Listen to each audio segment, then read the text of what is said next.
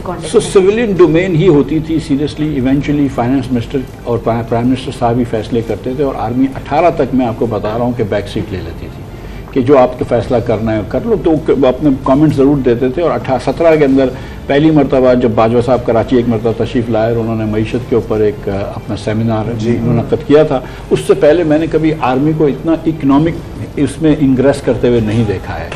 अब इनको ये लग रहा है कि ये काम नहीं हो रहा और ब्यूरोक्रेसी एकदम स्टैंड स्टिल पे आ गई है, तो हमें मदद करनी पड़ेगी।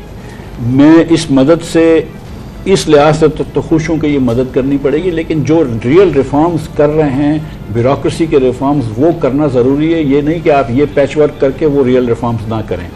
नैब को ख़त्म करना एक बहुत ज़रूरी चीज़ है, क्योंकि इसकी वजह से बहुत से हुकूमत के अफसरान डरते हैं। अगर आप ये नैब ख़त्म कर देते हैं, ये पकड़ा पकड़ी बंद कर देते हैं। अभी आप देखें कि कोई आदमी है, जैसे फवाद हसन फवाद की मैं बात करता हूँ, एक 30 साल से ब्यूरोक्रेट है, मतलब उससे आप डिसएग्री कर सकते हैं सियासत से, लेकिन उसको आप चोर नहीं बोल सकते।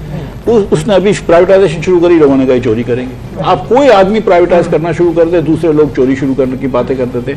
तो थोड़ा सा हमको माशरे को भी डीपोलराइज करना पड़ेगा इस तरफ से।